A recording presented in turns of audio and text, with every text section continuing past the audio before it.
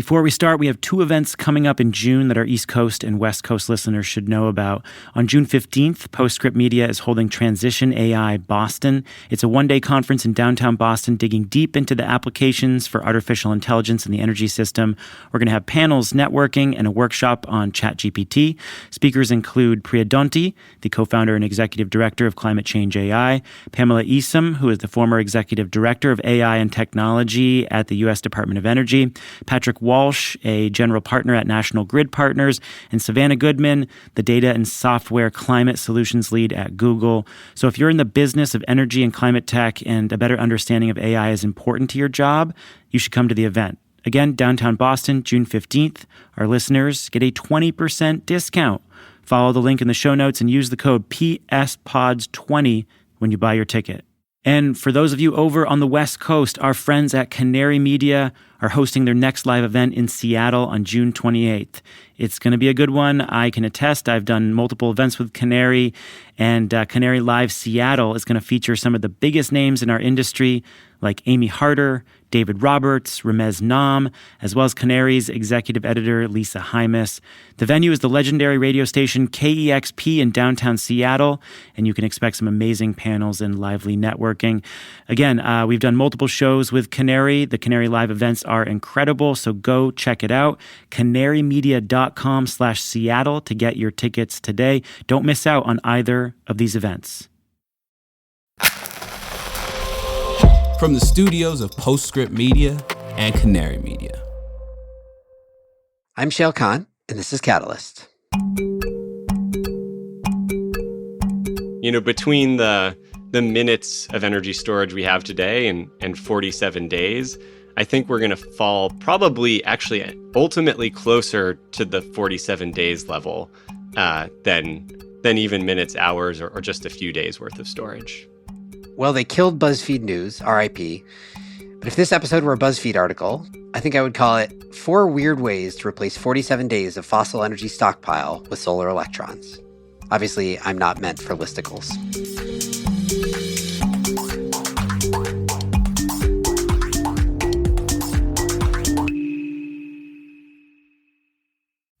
Let's face it, environmental news is often very depressing. That's why we focus on solutions on this podcast. But still, the climate crisis looms large. Rising temperatures, mounting pollution, environmental degradation, they're all warping the planet. And for a lot of species, including us, things don't always look so great.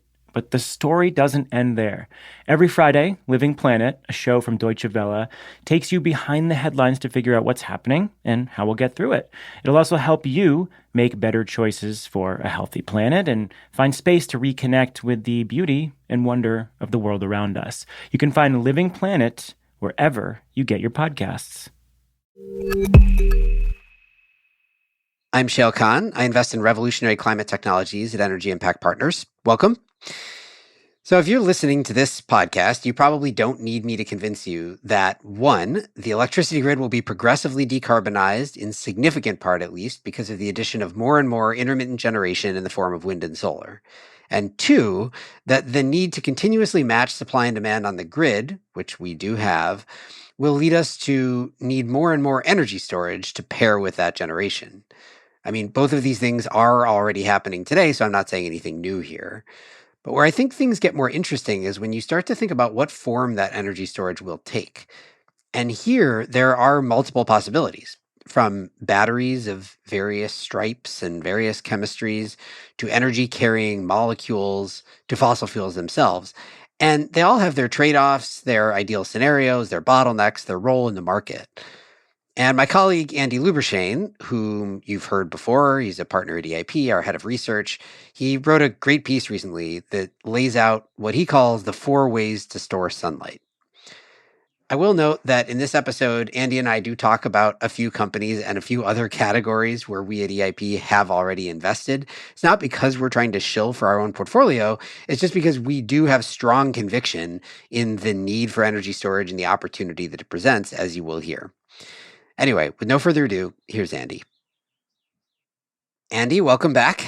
It's a pleasure to be back, always. Thanks, Shail. let's talk about energy storage in all of its various glorious forms. But before we get into sort of the nouveau type of energy storage, let's talk about the type of energy storage that we already have on the grid, which comes in the form of basically stockpiles of fuel for fossil generators. So talk a little bit about how much of that we have today and like what's its importance.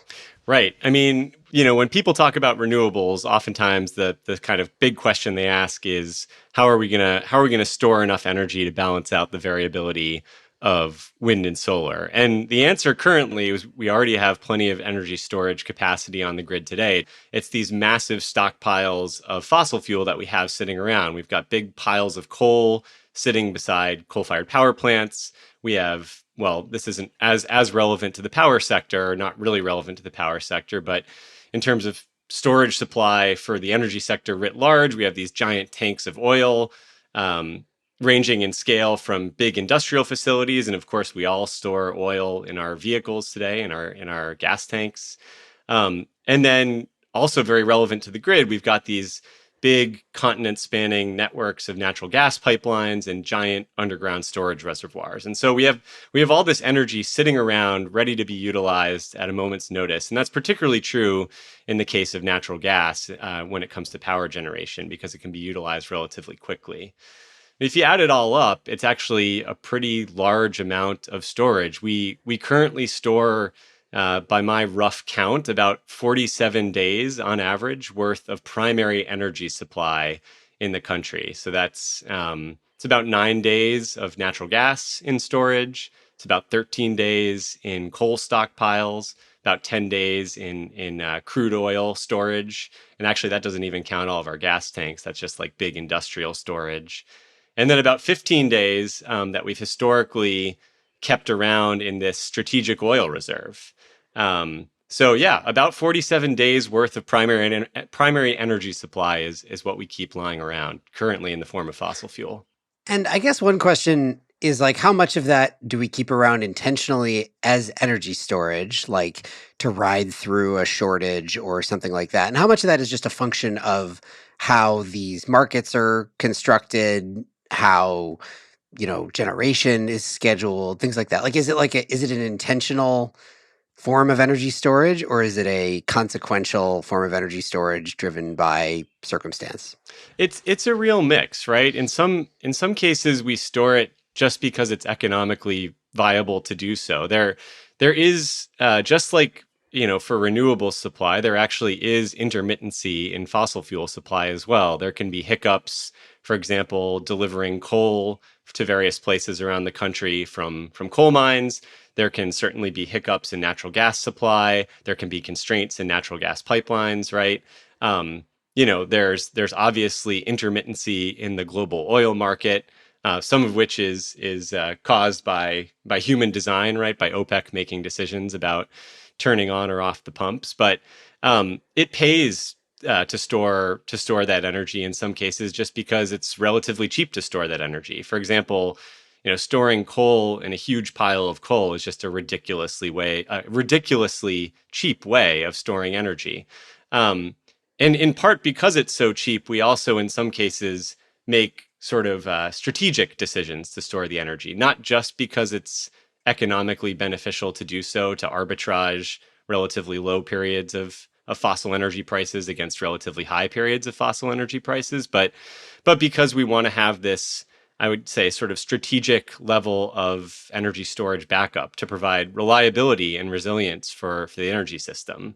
That's most obvious in the case of the strategic oil reserve, where we just put strategic right in the name. And the US government is not storing that energy for economic reasons. It's storing it for national security and sort of macroeconomic reasons.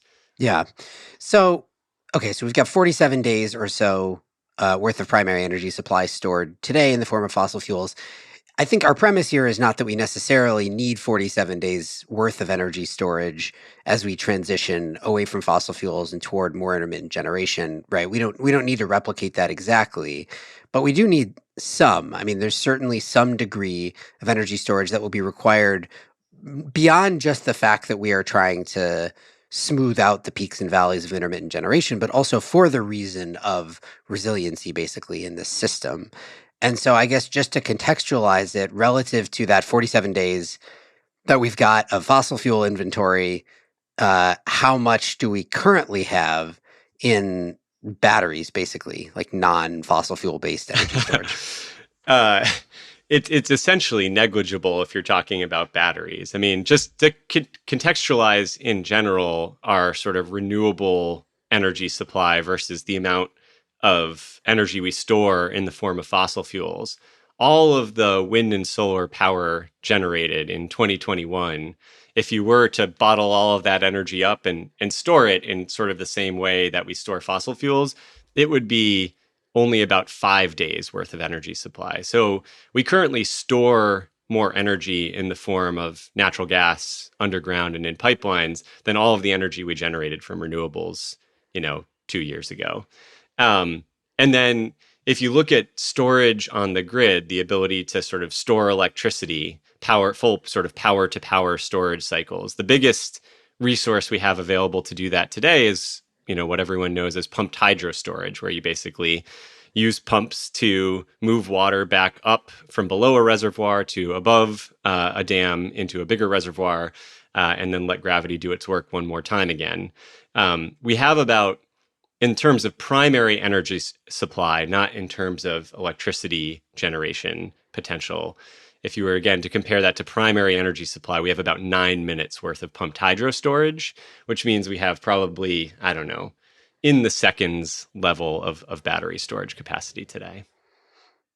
Might even be like milliseconds. It's possible, actually. yeah. Like there's a couple of orders of magnitude within there that I'm not sure where it falls. Yeah. But right. But the point being, it's not much. And so the way that I think about it, we have these dual challenges of like, there's a certain amount of energy storage we're going to need just to, like I said, smooth out the peaks and valleys of intermittent generation as we add more of it. And then probably on top of that, as we, as the real shift away from fossil fuels starts to take hold, we probably need even more than that, because we are going to need some to, sort of manage the bigger picture macro resiliency concerns. Yeah, I mean, I think that's actually very much an open question, right? I agree with you. We don't need 47 days of primary energy supply. The energy system is going to look very different. We're going to have a lot more domestic energy sources, I think, in a fully decarbonized world. Hopefully, the grid will be a lot more resilient. There'll be a lot of contingencies, crossing our fingers for robust electric transmission system development.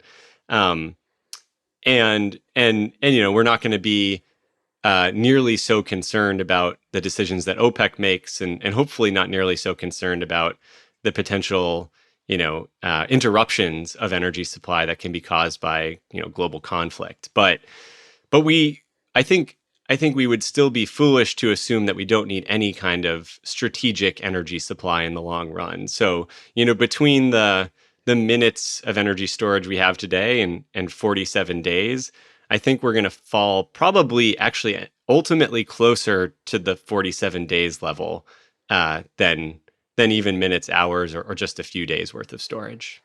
All right. So the point of all this is to say we are going to need a lot of energy storage. That seems a lot being obviously a generic term, but way, way, way, way, way more than we have today. Maybe add a couple extra ways to that. Right. In some ways, we can set aside the ultimate level, right? Because we're starting from such a small base. Let's build towards 47 days and see how far we can get. So then the next question is, what form is that energy storage going to take? And this is where I thought your piece that you wrote was really good, because it lays out a few different categories. I think when people think about energy storage in a non-fossil fuel context, they're usually just thinking of lithium-ion batteries, at least initially. But it's actually a broader landscape that is emerging with different characteristics for different types of energy storage. So you laid out the 4.5 ways to store sunlight as you described them. So let's run through them, starting with lithium-ion batteries. So talk about the role that lithium-ion batteries you think can play and should play in power energy storage, obviously separate from their use in things like electric vehicles. Right. So, every power system is going to have a couple, probably at least one, possibly two, even three, very regular spikes in what we call net load, which is basically total electricity demand minus renewable power supply, minus intermittent power supply. So we're going to have these spikes that are relatively short-lived. I mean, typically anywhere between 2 and 6 hours, maybe up to 8 hours worth of time that these net peaks occur on a mostly daily basis, right?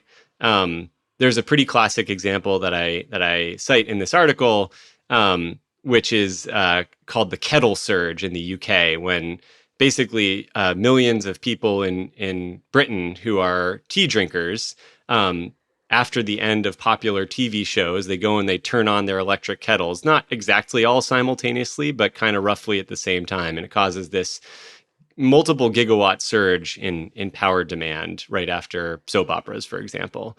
And then there's other examples that are up and coming, right? Like there's the fact that the sun sets every evening, and also every evening we're anticipating a bunch of people plugging in their electric vehicles as they come home from work or whatever they were doing during their day, which will cause this pretty big spike in net demand. But it's not necessarily going to be a long-lived spike. It's probably going to last again for, in the ballpark of 4 to 6 hours. And that's attacking those net demand spikes, those net load spikes, is really what lithium-ion is doing today, and what it's best suited for a couple of reasons. One is that you can address those net peaks with relatively low duration storage. You only need a few hours of storage, which means storage doesn't have to be crazy cheap in order to make it economically viable to do so. I think lithium-ion. Wait, can you just explain that a little bit better? I think it's not obvious to everybody, that correlation, which is sort of important, between the duration of storage that you need and the cost of storage that you can afford. Yeah. So, effectively every storage system, power storage system, is going to have a kilowatt rating and a kilowatt hour rating. The kilowatt rating tells you the instantaneous power output potential of that storage system. So if it's got 10 kilowatts, then it can address 10 kilowatts worth of peak. And then the kilowatt hour rating tells you how much energy in total is stored in that battery.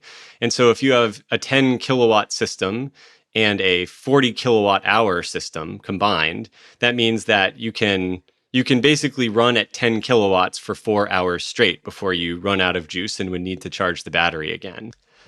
And for most storage technologies, the kilowatt rating of the system and the kilowatt hour rating of the system can be scaled up and down more or less independently. So if you want more hours of storage duration, you just find a way to add more kilowatt hours to the system.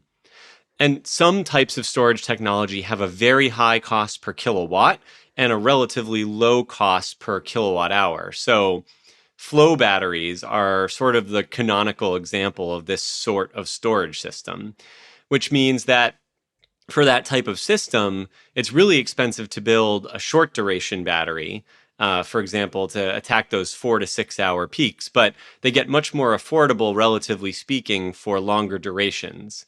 And lithium-ion batteries, while they're leading certainly on the combination of cost and maturity and supply chain scale today, they do have a weakness, which is that most of their cost scales per kilowatt hour, not per kilowatt. And that means that the total installed cost of storage for lithium-ion per kilowatt hour, it doesn't really decline all that much by adding more hours. So lithium-ion is still technically viable for longer durations. Its economics just don't really lend themselves super well, relatively speaking, to longer durations. If lithium-ion costs about $300 per kilowatt hour at 4 hours fully installed, which is kind of in the ballpark of where we are today, then it's going to cost nearly $300 a kilowatt hour fully installed for 12 hours. Right. Okay. So back to lithium-ion then and its role. So what you're saying is that because lithium-ion's cost scales pretty linearly with duration. Correct. What lithium-ion seems to be doing today and is generally pretty good at is solving these shorter duration challenges, which are the predictable net load spikes over the course of a day that last a few hours at a time. And so you build lots and lots of lithium-ion batteries that have a 2 to 8 hour duration, and you use them to manage those peaks and valleys over the course of a day. That's right. And lithium-ion has other benefits. It's relatively efficient. It's actually a remarkably efficient sort of power-to-power energy storage technology. You can get 80 to 90% AC to AC efficiency levels, which means even if you're not yet in a system with so much renewable generation that you're otherwise having to curtail a lot of renewables during peak renewable power generation hours, lithium ion can still make sense, right? Because even if you're charging at low energy prices, but not zero or negative energy prices, you can still make the economics work with lithium ion because of that efficiency. And it also has pretty good cycle life, meaning you can do a pretty good number of full, charge discharge cycles before the battery is degraded to a point where it just no longer makes sense to use. It basically has to be replaced with new battery cells or new battery modules. And lithium ion isn't fantastic at this, but frankly, it's getting better and better, driven in part, actually driven in most part by improvements that are being made by the EV industry. Right. And that also matters here, because if you're going to be doing the daily cycling, if your challenge that you're solving with these batteries is the sun sets every night, you want to cycle the battery every day. And if you're going to cycle the battery every day, then you need to have fairly long cycle life. We'll talk a little bit later about applications where you might not need to do it every day, in which case cycle life doesn't matter, but it does for these applications that you're talking about using lithium ion in. Totally. I mean, you might even be able to use the same battery if you have pretty consistent, say, net morning peak and a pretty consistent net evening peak or something like that. You might be able to do 2 cycles a day, hypothetically, with the same storage device. Okay, what are the limitations in your mind of lithium ion? Like the benefits are it's a rapidly scaling supply chain. There's just hundreds of gigafactories getting built, predominantly for the EV world, but I think stationary storage is benefiting from that, as you said. That means that I think we can expect costs over a mid to long period to probably continue to decline. Now, there are lots of spikes in the meantime. We've seen this over the past couple of years because lithium prices spiked and global supply chain was all gummed up. But generally, we can expect costs to continue to decline. We could probably expect continued improvements in cycle life and degradation. It's mature. It works. It's on the grid now. Am I missing any of the benefits? That's a pretty good list of benefits. I wouldn't. I think the one to emphasize is basically the supply chain and the fact that the vast majority of innovation and scaling in the lithium-ion industry is being driven by the electric vehicle market, where we're already seeing essentially we're past the inflection point for EVs, and we're seeing the majority of big auto OEMs basically going all in on electric vehicles. They are pot committed, and so I think if we're at risk of anything as the electric power sector, and certainly as people who are looking for new solutions for grid storage, I think the bigger risk is still underestimating the potential for cost declines and performance improvements in lithium ion. It's really, really hard to bet against the weight of the global supply chain today. Now, there are big vulnerabilities in that supply chain, everything from critical minerals to basically all of the middle layers of the supply chain, all of the processing of lithium and nickel and cobalt, et cetera, that's mostly done in China today. And there's obviously geopolitical concerns about the state of the lithium ion supply chain. But I am still relatively optimistic about it, and I see potential for next generation chemistries to continue to make a difference. So I guess that's the opposite of the answer to your question, which is what's the problem with lithium ion? So maybe I'll address that. I was gonna get to that question next. I realized I wanted to make sure to, I think it's important as we start to talk about other technologies not to forget why lithium ion is a powerhouse, so to speak, in this context. But it does have some limitations, and limitations that pertain to particular applications of energy storage, especially. So, yeah, what do you think are the sort of core limitations of lithium ion? The limitation is basically that there is a floor to lithium-ion and sort of related battery chemistries to the dollar per kilowatt hour cost that you can achieve. And I don't know exactly what that floor is. Nobody does, because we are going to assume that there's going to be changes in anode and cathode materials over time. I'm sure changes to some degree in the full module design that will probably continue to cut cost out of the system, right? But the floor is, in my opinion, probably somewhere north of $150 per kilowatt hour installed. And I would say almost certainly north of $100 per kilowatt hour total installed cost.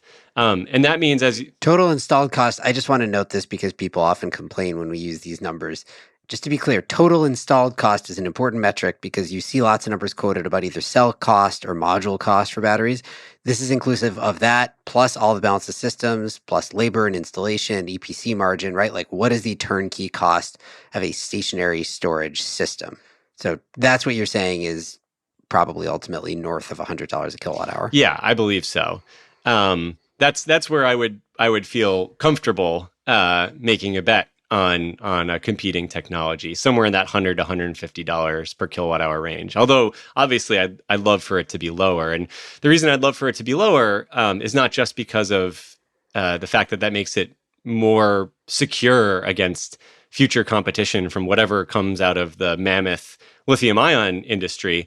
It's also because that's what you need in order to make affordable grid storage for much longer durations, right? So again, because as you add more hours of duration, you add more kilowatt hours per kilowatt that you have in the battery, you need, if you want to go up to a 12 or 16 hour storage solution, which can address really, the diurnal differences in supply and demand in the power system, particularly that we're anticipating as more and more renewables come online, then you need just a significantly lower battery cost.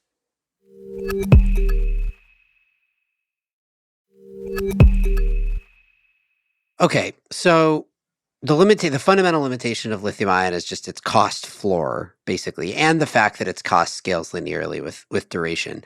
So I think our premise here is that there are going to be some applications, and not small applications, because again, we need a lot of energy storage, but some really big applications for which there are alternatives that might be better than lithium-ion, at least in some cases. So you laid out three others, I guess 3.5. We'll come back to the half at the end. But second one is storage in the form of heat. So talk about heat storage.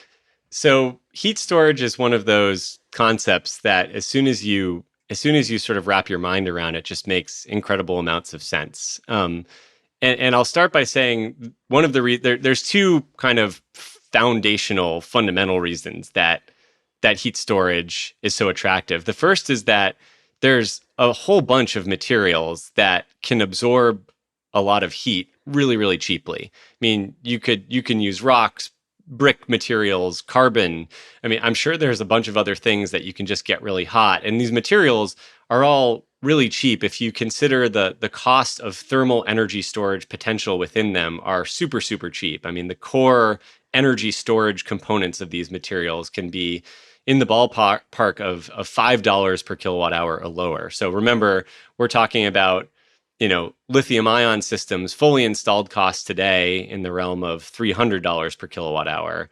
And the cell cost of those systems, which is kind of the closest you can think of as the energy storage, the core energy storage material cost of those systems being in the $100 to $150 per hour per kilowatt hour range. We're talking about $5 or lower per kilowatt hour just to store a bunch of heat in these materials. And that's a really great starting point. And then the other big benefit of heat is that heat itself is energy loss, right? So if you are storing energy in the form of heat and then you're using it as heat, and this is one of the big unlocks that's happened in my mind in the past couple of years, and there is a lot of end uses for energy in the economy in which we don't actually want electricity at the end of the day. All we want is heat. So if you're taking in energy in the form of electricity, storing it as heat, and then dispatching it as heat, then it has incredibly high round trip efficiency as well, because there's basically zero losses. You are turning electricity into heat and then using that heat for something later. So you can achieve really, really high round trip efficiency at very, very low cost. Yeah. So listeners to this podcast may remember we had John O'Donnell, who's the CEO of Rondo Energy, which is one of our portfolio companies that we invested in at EIP that does heat storage, on the podcast a while ago. So we talked more about this then. But as a broader category, I mean, you said one thing that I think is important, which is that the big unlock in recent years, and certainly what Rondo's a big part of, is turning electricity into heat and then delivering it as heat.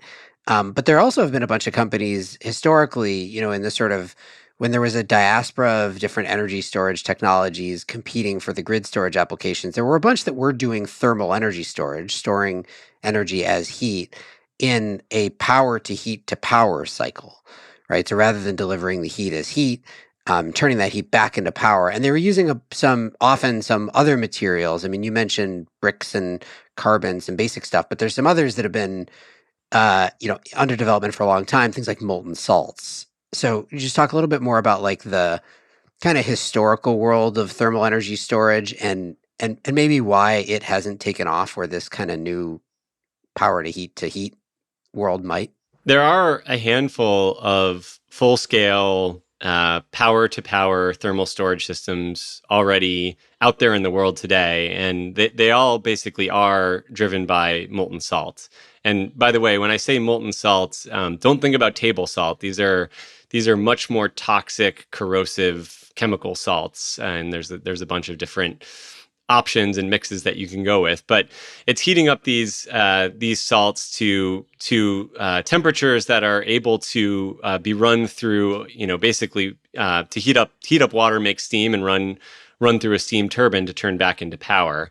And most of these facilities that are out there today are deployed in tandem with concentrated solar power. So essentially, they're not actually turning power. They're not power to power storage. They're heat to power storage in a way.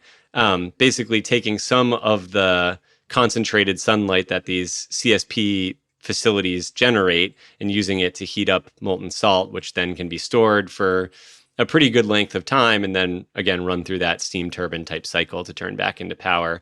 And the challenge with molten salt is that it's just proven to be extremely operationally risky and difficult to work with.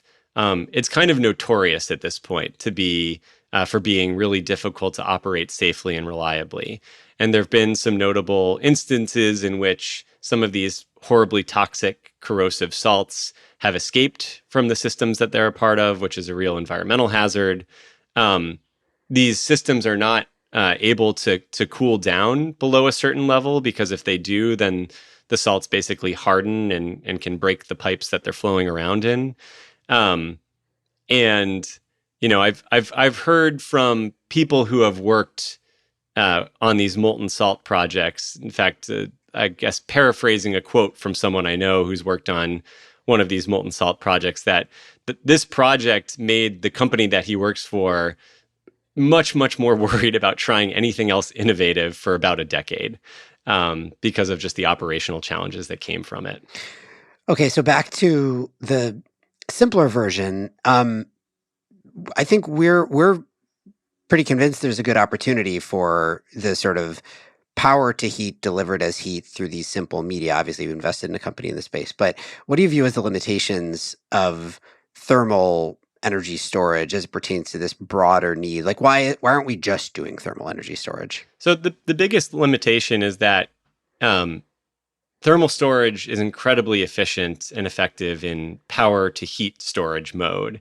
But if you want to do a full power to power cycle, then you need some way of converting the heat that you've stored in a Rondo device, for example, back into power. And we know how to do this, right? Again, similarly to how we converted heat stored as molten salt back to power, you can run that heat through a steam turbine and make power that way.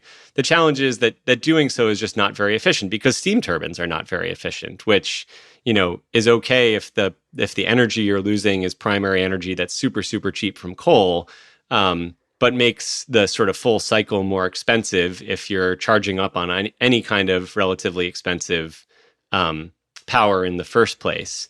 So I think that's the challenge of power to heat, is whether you can make the economics work for full power to power cycles.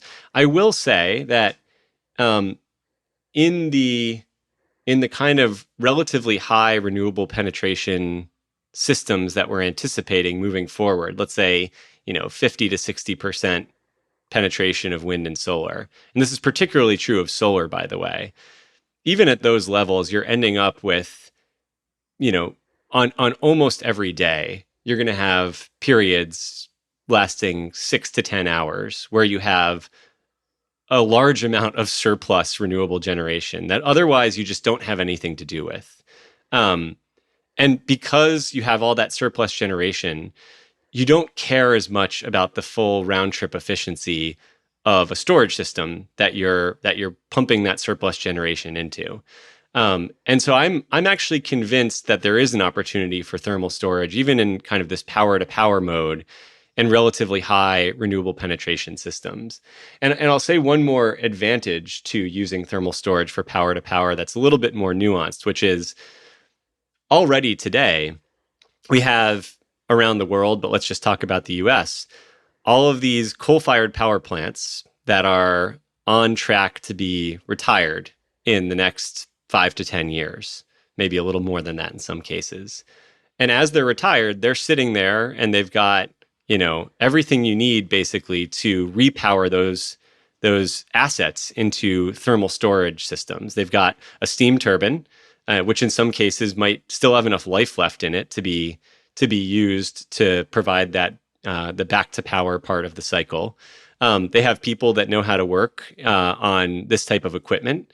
And they have a grid interconnection in a highly advantageous point on the grid, because basically the transmission system, as we know it in this country, was built around all these coal power plants way back in the day. And so they're sort of like in the perfect spot. They're where you want a bunch of energy to be pumped into the grid and where you want a bunch of spinning mass from those steam turbines in the power system. And the slightly more nuanced point is, of course, as utilities are shuttering these plants, they don't want to destroy the communities that these plants are sitting in. And they'd like to be able to retain as much of the workforce that's working in these coal-fired facilities as possible. And so there is an economic development or retention benefit, which is not captured in the kind of pure economic analysis you do of this type of facility, but really does matter to utilities and their regulators and policymakers from turning these old coal-fired power plants into heat batteries. I think it's a really clever idea and is something I'm excited to start seeing over the coming years. All right, so category 1 was lithium-ion batteries. Category 2, storage as heat. Category 3 that you listed is basically one company, which is also a company we've invested in, which is Form Energy. And it's just one company, not because we only want to talk about them, but because they kind of stand alone on an island doing something that pretty much nobody else is doing, at least at their stage. So talk a little bit about the role Form might play in this broader energy storage context. Yeah, I thought about as much as I could using a more generic form of storage, right? Like a metal air batteries or iron air batteries, but there's kind of no point. Like everyone knows what I'm talking about here, which is Form, which is really the only company that we're aware of at EIP, which is the reason we're so excited about our investment in Form. That's really cracked this code on ultra long duration, or what Form calls multi-day, self-contained power to power battery systems. So their solution, it's a battery, it's an electrochemical system that, I think Form describes for lay people like me as a form of sort of controlled rusting and derusting of the iron electrode in the battery. And really what makes Form distinctive is that, gets back to that dollar per kilowatt hour cost number that we talked about earlier, which is, Form is on track to to achieve a total installed cost, we're not talking about the cost of the materials here, but a total installed cost for a approximately 100-hour battery system, which is basically a 4-day battery system, that is in the ballpark of a tenth or lower than a tenth of, what we ultimately think the cost of lithium-ion storage solutions can achieve. So it's a super, super cheap way of doing full power-to-power storage. Now, Form also has some downsides. There is no perfect battery that we know of, at least at this point. Similar to thermal storage in a power-to-power cycle, it's not super efficient. There's definitely a lot of loss of the primary energy input to the battery along the way.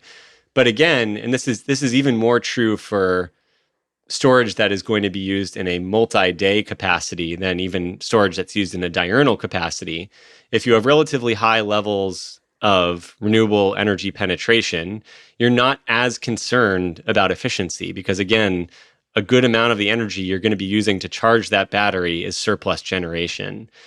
And again, that's especially true for a system like Forms that's really intended for multi-day storage. And some of the hours of storage in the battery are actually going to be holding energy over the course of months. It's sort of a form of seasonal storage in a way. So there are some hours in that battery that are not being cycled more than a few times a year, maybe even one time a year. And if it's not being cycled that frequently, then you really should think about the value of adding that additional hour or hours of storage in the battery as a capacity resource. You're using it for a very few hours in the year that you want to make sure to be able to provide power capacity during those hours. You're not relying on them as an energy resource. And so you really don't care that much about efficiency for a good chunk of the cycles that Form is doing. Right. Form does all this analysis of, they have this super detailed, super sophisticated modeling suite to figure out what the optimal deployment of various types of resources, including their batteries, would be on the grid, which they had to build because there was no set of tools that analyze the possibility of the type of battery that they're building. But one of the things that always comes out of it whenever they run this analysis is that when you create a renewable heavy grid, what you end up wanting is a mix of resources for energy storage. There's always some lithium ion in there, and there's pretty much always some Form batteries in there as well. And they're just serving different ultimate purposes. The lithium, just imagine a system that is heavy in wind. So there's the predictable daily fluctuations in wind, and that's what lithium ion batteries are cycling up and down to solve. But what happens when you're in a wind heavy grid and there's 3-4 days at a time with low wind, which happens regularly? That's when you need more capacity, a capacity type resource, which is what a Form battery starts to look like. So you end up with, and this is just sort of the broader point, which is there's multiple ways to do this energy storage, and it's not like there's going to be one winner just because the different types of energy storage have different characteristics that lend them to different purposes in the context of what we need from energy storage. That's right. I think we're going to end up with sort of 3 tranches of storage in the grid, which are going to be filled by at least 3 different technology categories. The first is those short duration, peak of the peak applications that lithium ion is addressing today. And I think probably lithium ion or some cousin of lithium ion, maybe like sodium ion moving down the road, is going to be addressing indefinitely. And then you've got this middle tranche, which is diurnal cycling, which I happen to think heat storage is a really good solution for. But there's probably the the highest number of novel approaches to storage that fall into this sort of middle duration category, which is, I think, 12 to 16 hours is a good benchmark for it. And then there's very few options for multi-day storage, like the kind that Form is doing.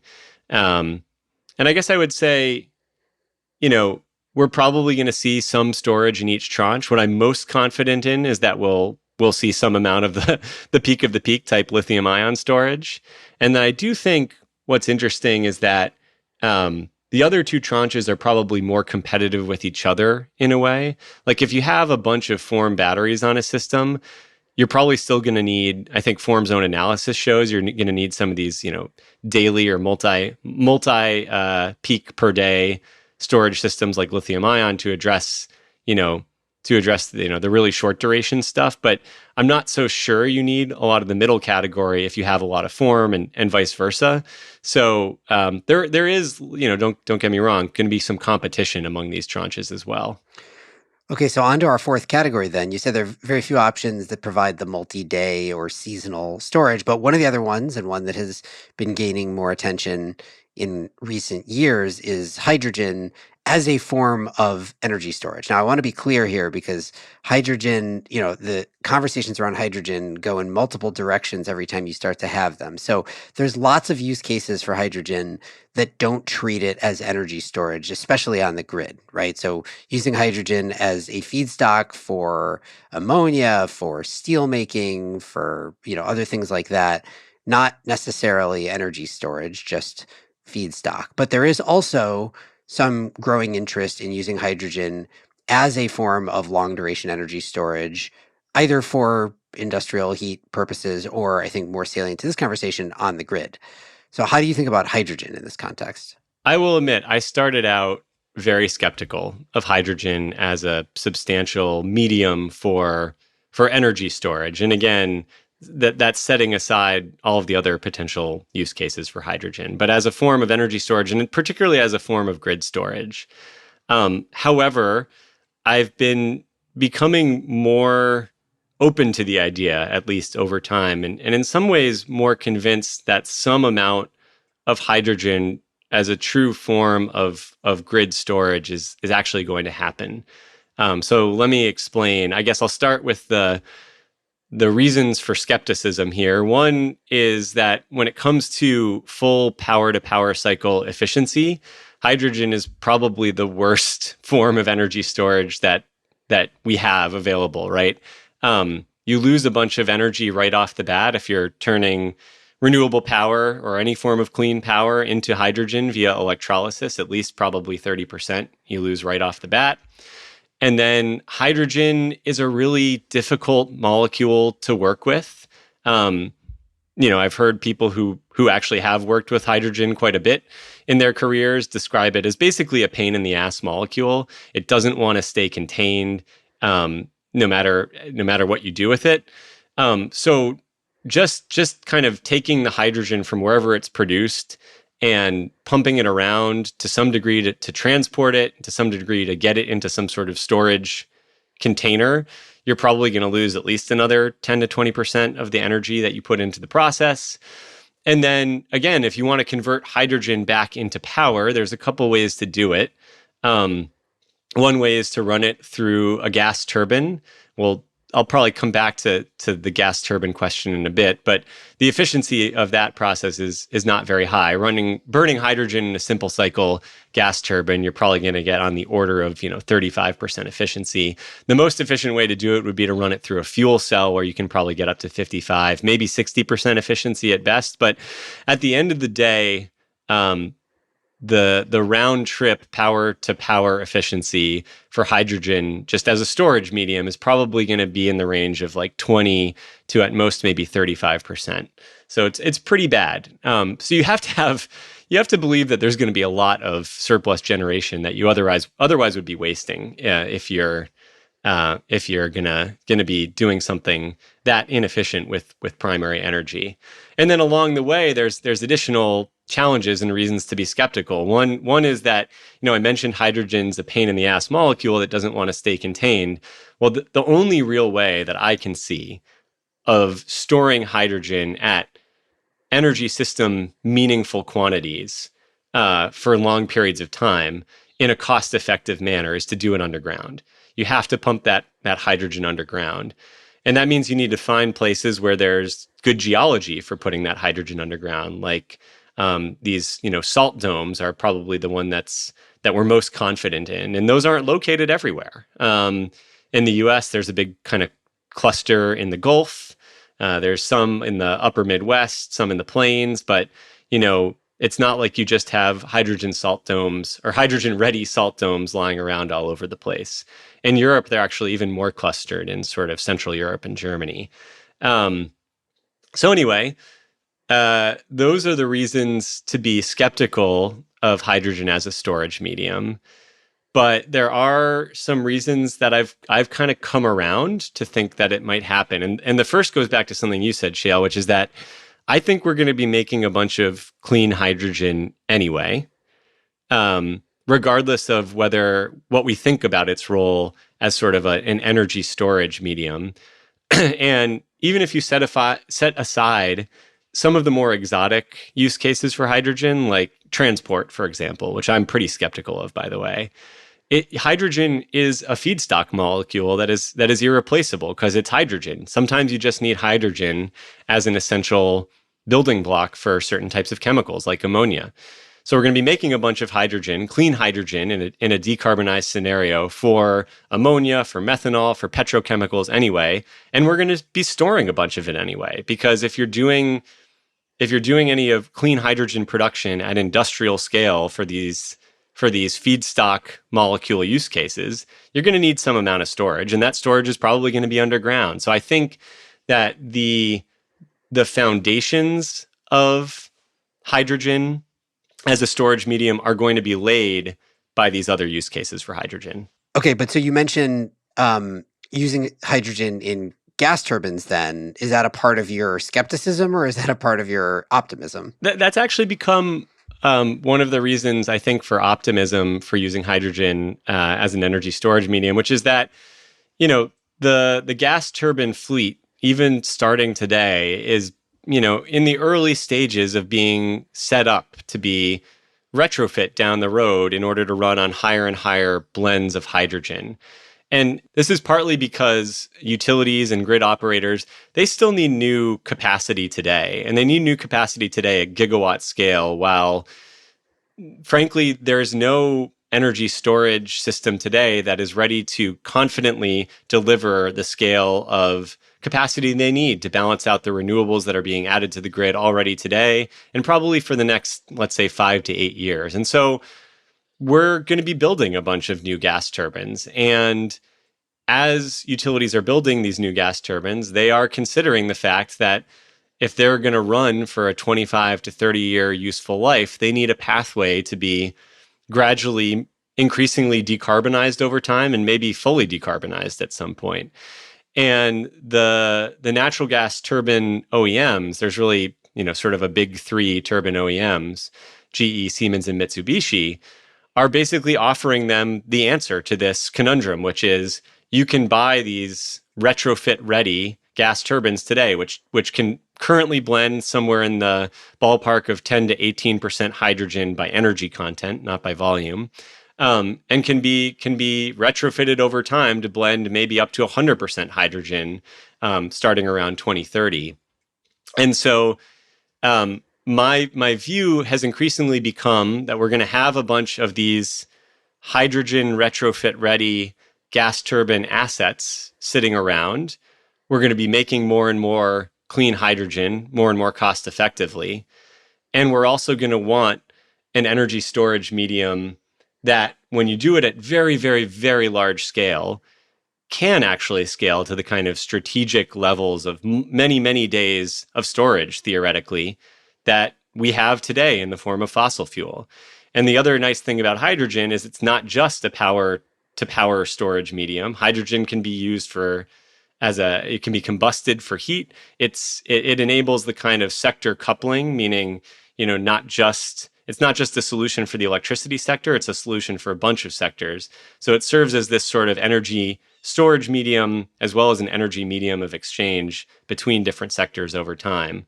And so, yes, I've become more and more comfortable seeing hydrogen as playing a role, particularly for these ultra long duration storage requirements that we might have. Okay, so we've alluded to the final thing, which is like a half thing, which you throw in at the end of your piece, which is basically, well, why don't we just keep burning fossil fuels and do CCS, basically? Why don't we just capture the carbon? Then we keep all of our feedstocks, and we keep all of our 47 days of supply, or at least a big portion of it. So that we obviously should talk about that here, because that is a possibility that could decarbonize the energy system, but still maintain this level of energy storage, at least something like it that we already have. So how do you think about that in the context of all these other options? Basically, it's a possibility, and it is a competing solution for almost any form of storage, and it's especially a competing solution for longer duration storage. You can think about fossil fuel itself as a form of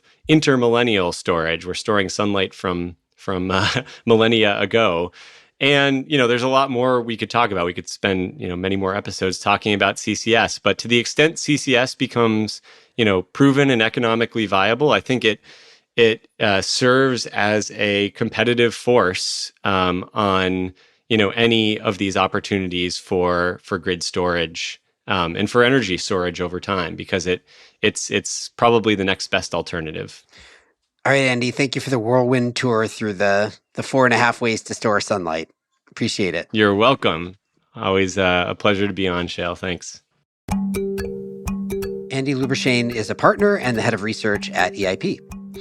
This show is a co-production of Postscript Media and Canary Media. You can head over to canarymedia.com for links to today's topics and Andy's article. Postscript, as always, is supported by Prelude Ventures, a venture capital firm that partners with entrepreneurs to address climate change across a range of sectors, including advanced energy, food and ag, transportation and logistics, advanced materials and manufacturing, and advanced computing.